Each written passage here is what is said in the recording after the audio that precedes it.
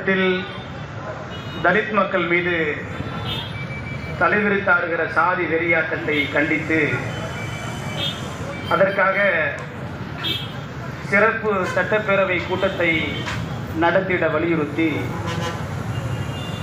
தலித் மக்கள் முன்னணியுடைய மாநில தலைவர் வழக்கறிஞர் திருநாவுக்கரசு அவர்களுடைய தலைமையில் நீதி கேட்டு இந்த ஆர்ப்பாட்டம் நடந்து கொண்டிருக்கிறது. இந்த ஆர்ப்பாட்டத்தில் எனக்கு முன்பாக பேசிய அன்பு தலைவர் அண்ணன் மாமல்லன் அவர்களே, அம்பேத்கர் மக்கள் படை தலைவர் மதி பறையனார் அவர்களே, அண்ணன் அரங்க குணசேகரன் அவர்களே, அபயம் லெமூரியார் அவர்களே, அண்ணன் சைதை அன்புதாசன் அவர்களே, இந்த நிகழ்ச்சிக்கு வந்திருக்கக்கூடிய பல்வேறு அரசியல் கட்சிகளுடைய இயக்கங்களுடைய தலைவர்களே, தலித்து மக்கள் முன்னணியுடைய மாநில மாவட்ட இளைஞரணி பொறுப்பாளர்களே, பொதுமக்களே, பார்வையாளர்களே, உங்கள் அனைவருக்கும் நான் தலைமையேற்றிருக்கக்கூடிய நீல புலிகள் இயக்கத்தின் சார்பாக வாழ்த்துக்களை தெரிவித்துக் கொள்கிறேன். அன்பார்ந்த பெரியோர்களே, தாய்மார்களே, இன்னும் சில நாட்களில் பாராளுமன்ற தேர்தல் அறிவிக்கப்பட இருக்கிறது. பெரும்பாலான அமைப்புகள் விலை போவதற்காக தங்களுடைய அமைப்புகளை திரட்டி தங்களுடைய வலிமையை காட்டி பேரத்தில் ஈடுபடுகிற திட்டத்தில் இருக்கிற பொழுது அன்பு சகோதரர் வழக்கறிஞர் திருநாவுக்கரசு அவர்கள் மக்கள் பிரச்சனையை முன்வைத்து தமிழகம் முழுவதும் இந்த தலித்து மக்களுக்கு எதிராக நடக்கக்கூடிய சாதி வெறியாட்டங்களை தடுப்பதற்கு தமிழக அரசு சிறப்பு சட்டப்பேரவை கூட்டம் நடத்த வேண்டும் என்ற கோரிக்கையை முன்வைத்திருப்பது ஒரு பாராட்டுக்குரிய விஷயம். விலை போவதற்கு ஏராளமானவர்கள் இந்த சமுதாயத்தில் இருக்கிற பொழுது போராடுவதற்காக நாங்கள் இருக்கிறோம் என்று நாங்கள்லாம் இங்கே கூடியிருப்பது என்பது இந்த சமுதாயத்திற்கு முன்மாதிரியான ஒன்று. ஆக தமிழகம் முழுவதும் இந்த மக்கள் மீது நடைபெறக்கூடிய இந்த சாதி வெறியாட்டங்களை தடுக்க வேண்டும் என்று சொன்னால் அதற்கான அதிகாரம் யாரிடத்தில் இருக்கிறது? இந்த சாதி கொடுமைகளை, தீண்டாமை கொடுமைகளை நாளொரு வேளையும் பொழுதொரு வண்ணம் நடந்து கொண்டிருக்கக்கூடிய இந்த வன்முறை வெறியாட்டங்களை யார் தடுத்து நிறுத்த வேண்டும்? இதற்கான பொறுப்பு யாரிடம் இருக்கிறது? அதிகாரம் யாரிடம் இருக்கிறது? இதை தடுத்து நிறுத்துவதற்கான அந்த கடமையும் பொறுப்பும் முதல்வருக்கு இருக்கிறது. திராவிட முன்னேற்ற கழகத்தைச் சேர்ந்த மு.க. ஸ்டாலினுக்கு அந்த பொறுப்பு இருக்கிறது. அதையும் தாண்டி இதை தடுக்க வேண்டிய பொறுப்பு காவலர்களுக்கு இருக்கிறது. ஆக காவல்துறையும் முதல்வருடைய கட்டுப்பாட்டில் தான் இருக்கிறது. ஆக பெரியாரின் பெயரால் நாங்கள் சமூக நீதி ஆட்சி தருகிறோம் என்று 3 ஆண்டுகளுக்கு முன்பாக வாக்குறுதியை கொடுத்துவிட்டு சேரி வாக்குகளை மொத்தமாக அறுவடை செய்து கொண்டு ஆட்சி அதிகாரத்திற்கு வந்தவர்கள் இவர்கள் நடத்துகிற ஆட்சியில்தான் ஒவ்வொரு நாளும் சாதியின் பெயரால் இந்த சேரி மக்கள் படுகொலைக்கு உள்ளாக்கப்படுகிறார்கள். ஒவ்வொரு களத்திலும் தாக்குதலுக்கு உள்ளாக்கப்படுகிறார்கள். இது ஏதோ பாரதிய ஜனதா கட்சி ஆளுகிற வட மாநிலம் நடக்கிற நிகழ்ச்சி கிடையாது.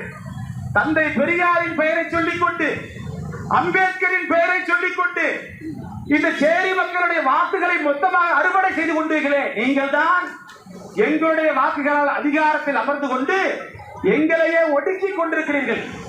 ஆக எல்லோரும் இங்கே அதிகாரத்திற்காக போராடி கொண்டிருக்கிறார்கள். நாங்கள் தான் இங்கே வாழ்வதற்காக போராடி கொண்டிருக்கிறோம். ஆக வாழ்வதற்காக போராடக்கூடிய இந்த அவல நிலைக்கு இந்த ஆட்சிதான் எங்களை தள்ளி வைத்திருக்கிறது. ஏன் சிறப்பு சட்டப்பேரவை கூட்ட வேண்டும் என்கிறோம்? எங்களுடைய எந்த பிரச்சனைக்கும் இங்கே தீர்வு கிடைக்கவில்லை. இதற்கு முன்பாக தமிழகத்தில் எத்தனையோ முறை சிறப்பு சட்டப்பேரவையை கூட்டியிருக்கிறார்கள். 2011 முல்லை பெரியாறு அணை தொடர்பாக தமிழகத்தில் சிறப்பு சட்டப்பேரவை கூட்டப்பட்டிருக்கிறது. அன்றைய தினம் தமிழக சட்டப்பேரவையில் ஒரு தீர்மானத்தை நிறைவேற்றினார்கள். மத்திய அரசு தன்னுடைய படைகளை முல்லை பெரியாருக்கு அனுப்ப வேண்டும். அது மட்டும் கிடையாது, மௌனமாக வாய்மூடி மௌனம் காத்துக் கொண்டிருக்கக்கூடிய மத்திய அரசு தன்னுடைய மௌனத்தை கலைக்க வேண்டும் என்று பகிரங்கமாக சட்டப்பேரவையில் தீர்மானத்தை நிறைவேற்றினார்கள் சிறப்பு சட்டப்பேரவை கூட்டி. ஆக முல்லை பெரியாறு அணையை காப்பதற்கு இங்கே சட்டப்பேரவையை கூட்டுகிற இந்த தமிழக அரசு ஏன் நாளொரு வேளையும் பொழுதொரு வண்ணமும் சேரி சூறையாடப்படுகிற இந்த சேரி மக்களை காப்பதற்காக கூட்டப்படவில்லை? மத்திய அரசு படைகளை அனுப்ப சொல்லுகிறீர்களே, நாங்கள் கேட்கவா? தமிழகத்தில் தமிழக அரசால் எங்களுடைய சட்டம் ஒழுங்கை பாதுகாக்க முடியவில்லை. நாளொரு மேடையும் எங்களுடைய சேரி மக்கள் மீது தாக்குதல் நடத்தப்படுகிறது, குடிசைகள் கொளுத்தப்படுகிறது, இளைஞர்கள் ஆணவ படுகொலை செய்யப்படுகிறார்கள், குடிக்கிற தண்ணீரில் மலம் கலக்கப்படுகிறது, நடக்கக்கூடிய சுடுகாட்டு பாதை எங்களுக்கு பிரச்சனையாக இருக்கிறது, இருக்க வீடு கிடையாது, செய்வதற்கு வேலை கிடையாது. இப்படி எல்லாம் இருக்கக்கூடிய பிரச்சனைக்கு மத்திய அரசு எங்களை காப்பாற்றுவதற்கு மத்திய அரசு படைகளை அனுப்பு என்று நாங்கள் கேட்கவா? ஆக உங்களுக்கு தேவை என்று சொன்னால் மத்திய அரசு படைகளை அனுப்ப சொல்லுவது, சிறப்பு சட்டப்பேரவை கூட்டுவது. ஒரு முறை கூட்டி இருக்கிறீர்கள், 2013 கூட்டினீர்கள். இலங்கையில் காமன்வெல்த் மாநாடு நடக்கிறது. அந்த காமன்வெல்த் மாநாட்டில் இந்தியா கலந்து கொள்ளக்கூடாது என்று தமிழகத்தில் சிறப்பு சட்டப்பேரவையை கூட்டுகிறார்கள். இலங்கையில் காமன்வெல்த் மாநாடு நடந்தால் தமிழகத்திற்கு என்ன? இலங்கையில் இருக்கக்கூடிய சிங்களவர்கள் தமிழர்களை ஒடுக்குகிறார்கள். அதனால் அங்கே இந்தியா செல்லக்கூடாது என்று இவர்கள் தமிழகத்துடைய அனைத்து கட்சிகளை எல்லாம் கூட்டி சட்டப்பேரவை கூட்டுகிறார்கள். இங்கே தமிழகத்தில் சாதியின் பெயரால் சாதி வெறியர்கள் உங்கள் ஆட்சியில் தான் சேரி மக்களை ஒடுக்குகிறார்கள், படுகொலை செய்கிறார்கள். ஆக இலங்கையில் கூட 40 ஆண்டுகளுக்கு முன்பாக சிங்களர்களும் தமிழர்களும் இணக்கமாக வாழ்ந்திருக்கிறார்கள். ஆனால் அந்த 40 ஆண்டு கால பிரச்சனையை கூட உங்களால் தாங்கிக் கொள்ள முடியாமல் நீங்கள் சட்டப்பேரவை கூட்டச் சொல்கிறீர்கள். ஆனால் 2000 ஆண்டுகளாக தமிழகத்தில் சாதி படுகொலை செய்து கொண்டிருக்கிறீர்களே, சேரிகளை கொளுத்திக் கொண்டிருக்கிறீர்களே, இவ்வளவு பெரிய பிரச்சனைக்கு, இவ்வளவு நீண்ட கால பிரச்சனைக்கு ஏன் சட்டப்பேரவை நீங்கள் கூட்டவில்லை? அங்கே இந்தியா பங்கெடுக்க கூடாது, அதற்காக சட்டப்பேரவையை கூட்டுவீர்கள். ஆனால் தமிழன் சேரி தமிழனை ஒடுக்கினால் நீங்கள் கண்டுகொள்ளவே மாட்டீர்கள் என்று சொன்னால் எவ்வளவு பெரிய அவலமான மானக்கேடான அணுகுமுறை! அதே போல 2017 ஜல்லிக்கட்டை கூட்டினீர்கள்.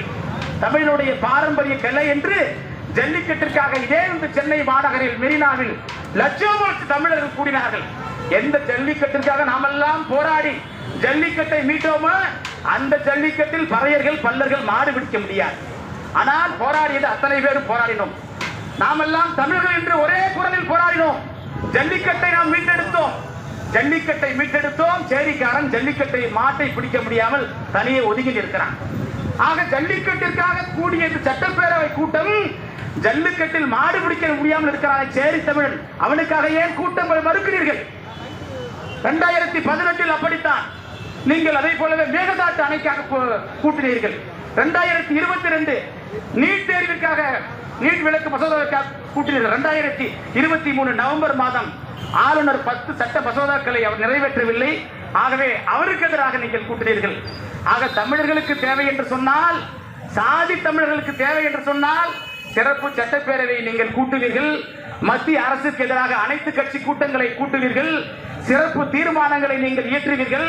ஆனால் இந்த சாதி தமிழர்களால் சேரி தமிழர்கள் பாதிக்கப்பட்டால் நீங்கள் கண்டுகொள்ள கூட மாட்டீர்கள். ஒரு காவல் நிலையத்தில் கூட ஒரு வழக்கு பதிவு செய்வதற்கு நாங்கள் பெரும்பாடு பட வேண்டியிருக்கிறது. ஆக இந்த காவல்துறை, இங்கே இருக்கக்கூடிய அரசு எல்லாம் இங்கே இருக்கக்கூடிய சாதி தமிழர்களுக்காக அவர்கள் தங்களுடைய நிர்வாகங்களை நடத்தி கொண்டிருக்கிறார்கள். தமிழர்களுடைய பிரச்சனையும் சாதி தமிழர்களுடைய பிரச்சனையும் சேரி தமிழருடைய பிரச்சனையும் ஒன்றுக்கொன்று எதிரெதிராக இருக்கிறது. சாதி தமிழர்களுக்கு எதையெல்லாம் தேவையோ, தமிழகத்தின் தேவையாக எதையெல்லாம் முன்வைக்கப்படுகிறதோ அவையெல்லாம் சேரி தமிழர்களுக்கு எதிராக இருக்கிறது. ஆக காவிரியில் நீர் வேண்டும் என்று போராடுவோம். காவிரியில் நீர் வேண்டும் என்று எல்லோரும் போராடுவோம். குறிப்பாக தலித் அமைப்புகள் தான் தீவிரமாக போராடுவார்கள்.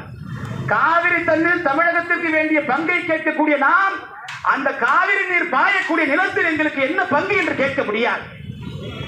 ஆக நிலத்தில் பங்கு கேட்டால் நம்மை அவர்கள் சமூக விரோதிகளாக சித்தரிக்கிறார்கள். காவல்துறை வழக்கு பதிவு செய்கிறது. ஆக காவிரி தண்ணீரில் இவர்கள் பங்கு கேட்பார்கள். காவிரி தண்ணீர் பாயக்கூடிய நிலத்தில் நாங்கள் பங்கு கேட்க கூடாது. சரி, உங்களுடைய நிலம் எங்களுக்கு தேவையில்லை. எங்களுடைய நிலம் என்ன ஆயிற்று? எங்களுக்கு 12 லட்சம் ஏக்கர் பஞ்சமி நிலம் தரப்பட்டது. அந்த 12 பஞ்சமி ஏக்கரை நீங்கள் மீட்கவில்லை. நடந்து முடிந்த சட்டப்பேரவை துறையில் நிதி அறிக்கை வாசிக்கின்ற பொழுது சொன்னார்கள், 5000 கோடி ரூபாய்க்கு கோயில் நிலங்களை இந்த திராவிட மாடல் அரசு மீட்டிருக்கிறது என்று சொல்கிறார்கள். எவ்வளவு கோடி ரூபாய்? 5000 கோடி ரூபாய். எந்த ஆன்மீகத்திற்கு நாங்கள் எதிரி என்று சொல்கிறார்களோ, எந்த ஆன்மீகத்தின் பெயரால் இந்த மதவாதத்தை இங்கே நிலைநாட்டிக் கொண்டிருக்கக்கூடிய பாஜக RSS நாங்கள் எதிரி என்று சொல்கிறார்களோ, அந்த அரசு, திராவிட மாடல் அரசு, அந்த கோயில் நிலங்களை 5000 கோடிக்கு மீட்கிறது. ஆனால் இருப்பதற்கு ஒரு 10க்கு 10 இடமில்லாமல் இந்த தமிழகத்தில் 2 கோடி சேரி மக்கள் இருக்கிறார்கள். இந்த மக்கள் குடியிருப்பதற்கு ஒரு 10க்கு 10 வீட்டுமனையை கொடுப்பதற்கு மக்கள் இந்த திராவிட மாடல் அரசு தான் 5000 கோடி கோயில் நிலங்களை மீட்பதாக மாதட்டி கொள்கிறார்கள். அப்படி என்று சொன்னால் இவர்கள் திமுகவாக இருக்கட்டும் அதிமுக இருக்கட்டும் எல்லோ அயோக்கியர்களும் இந்த சேரி வாக்குகளை மொத்தமாக அறுவடை செய்து கொண்டுதான் காலம் காலமாக நம்மை கையேந்த வைத்துக் கொண்டிருக்கிறார்கள். ஆக இந்த மண்ணில் நம்மால் வாழ முடியவில்லை. எல்லோரும் அதிகாரத்திற்காக தயாராகி கொண்டிருக்கிறார்கள். பாராளுமன்ற தேர்தலுக்கு எங்களுக்கு எத்தனை சீட்டு ஒதுக்கினீர்கள்? நாங்கள் இவ்வளவு பெரிய மாநாடுகள் நடத்தி இருக்கிறோம். எங்களிடம் இவ்வளவு பெரிய கூட்டம் இருக்கிறது. ஆகவே எங்களுக்கு எத்தனை சீட்டுகள் ஒதுக்க வேண்டும் என்று அத்தனை பேரும் போராடி கொண்டிருக்கக்கூடிய சூழ்நிலையில் தான் தங்களுடைய கூட்டல் கழித்தல் கணக்குகளை எல்லாம் போட்டு தேர்தல் கணக்கு செய்து கொண்டிருக்கக்கூடிய சூழ்நிலையில் தான் நாங்கள் இருப்பதற்கு ராஜா நகரில் எங்களுக்கு வீட்டு மனை வேண்டும் என்று 30 ஆண்டுகளுக்கு முன்பாக கொடுக்கப்பட்ட அந்த பட்டாவிற்கான இடத்தை தேடி போராடி கொண்டிருக்கிறோம். எவ்வளவு பெரிய மானக்கேடானது! ஏறத்தாழ 15,000 கோடி ரூபாய் ஒவ்வொரு ஆண்டும் சிறப்பு உட்குறி நிதியாக ஒதுக்கப்படுகிறது. எவ்வளவு கோடி? 15,000 கோடி ரூபாய். ஆனால் ஒவ்வொரு பட்ஜெட்டிலும் வீட்டு மனைக்காக ஒதுக்கப்படுகிற தொகை வெறும் 6 கோடி ரூபாய். இவர்கள் சிலையை வைப்பதற்கு, பேனாவை வைப்பதற்கு 100 கோடி ரூபாய் ஒதுக்குகிறார்கள். ஆனால் 2 கோடி மக்கள் இங்கே இருப்பதற்கு குடிசை கிடையாது. அந்த மக்களுக்கு வீட்டுமனை ஒதுக்குவதற்கு வெறும் 6 கோடி ரூபாய் ஒதுக்குகிறார்கள். யாருடைய நிதி? 15,000 கோடி ரூபாயில் 10,000 கோடி ரூபாய் நிதியை இந்த மானங்கட்ட பொறுக்கி அரசு திருப்பி அனுப்புகிறது. 10,000 கோடி ரூபாயை திருப்பி அனுப்பி பொது நிதியாக திரும்பி வாங்குகிறது. ஆனால் நாங்கள் இருப்பதற்கு இடத்தை அதற்காக வெறும் 6 கோடி ரூபாய் மட்டும் ஒதுக்குகிறார்கள். 6 கோடி ரூபாய்க்கு எத்தனை பேருக்கு வீட்டு மனை கொடுக்க முடியும்? ஆக எங்கள் பஞ்சமி நிலங்களை பிடுங்கிக் கொண்டு எங்களுக்கான வீட்டு நீங்கள் கொடுத்த அந்த பட்டாக்களுக்கான இடங்களையும் நீங்கள் தர மறுத்து எங்களை வெறும் 500 ரூபாய்க்கு 200 ரூபாய்க்கு எங்க மக்களை கையேந்த வைத்துத்தான் காலம் காலமாக இந்த திராவிட மாடல் அரசு மட்டுமல்ல எல்லா மாடல் அரசுகளையும் இந்த கேடு கெட்ட ஆளும் இருக்கும் இப்படித்தான் இந்த மண்ணில் அமைத்துக் கொண்டிருக்கிறது. இவர்கள் கொள்கையின் பெயராலோ சித்தாந்தத்தின் பெயராலேயோ இவர்கள் ஆட்சி அதிகாரம் செய்யவில்லை. உண்மையில் சொன்னால் தந்தை பெரியாருக்கு கூட இவர்கள் நேர்மையாக இல்லை. தந்தை பெரியாருக்கு இந்துத்துவவாதிகள் செய்கிற துரோகத்தை விட அவரின் பெயரால் ஆட்சி நடத்துகிற இந்த திராவிட கும்பல் நடத்துகிற துரோகம் தான் அதிகமாக இருக்கிறது.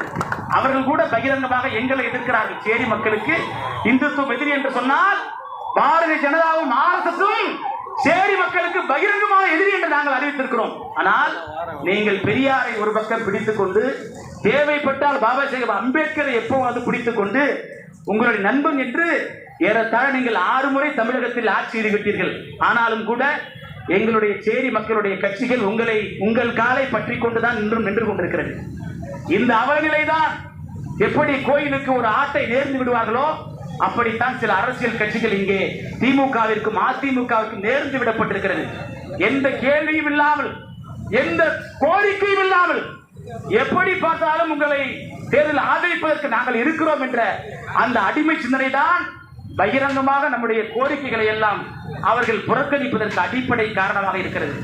ஆக தமிழக அரசு சிறப்பு சட்டப்பேரவை கூட்டத்தை நடத்த வேண்டும்.